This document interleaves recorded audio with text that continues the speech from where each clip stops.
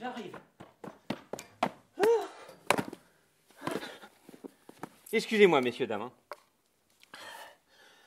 Métro qui... Enfin, gros problème sur le métro, bus qui n'arrivait pas. Et puis là, il ne me reste qu'une poignée de minutes pour vous parler d'À plein temps. Auteur de nombreux courts-métrages, le franco-canadien Eric Gravel nous avait déjà séduit avec son premier film Crash Test Hagley. Le drame de la délocalisation d'une usine en Inde s'y transformait en road movie inattendu lorsqu'une des employées décidait de conserver son poste. Ce deuxième film part également d'une problématique sociale et reste ancré dans un quotidien plus francilien. Installé à la campagne, le cinéaste a voulu raconter un peu de l'expérience de ceux qui doivent venir tous les jours travailler sur Paris en parcourant des dizaines de kilomètres, avec un équilibre de vie parfois difficile à trouver. Au départ, Gravel a voulu mettre l'accent sur la solidarité.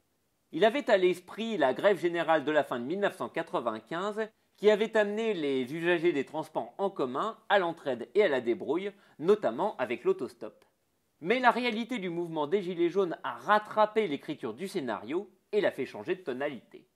Dans un décor social fait de crises bien familières, le réalisateur privilégie le prisme individuel de Julie, une mère séparée qui élève seule ses enfants.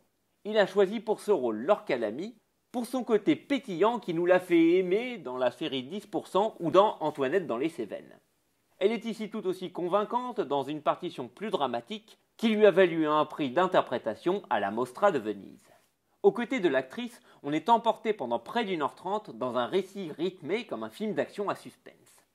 La mise en scène ne quitte jamais Julie qui ne lâche rien, court, s'active, négocie en permanence.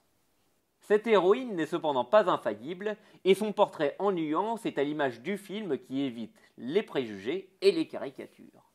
Pour sa représentation d'un Paris stressant et anxiogène, le réalisateur s'est inspiré du New York du cinéma américain des années 70. Plus largement, À plein temps nous fait penser aux films de Ken Loach ou des frères Dardenne. L'intrigue minimaliste y est au service de moments de vie captés dans une approche quasi documentaire. Ce miroir juste d'une réalité quotidienne nous invite à questionner nos rythmes et nos modes de vie, mais est aussi une expérience haletante à vivre au cinéma. Un film monté au cordeau, comme sa bande-annonce.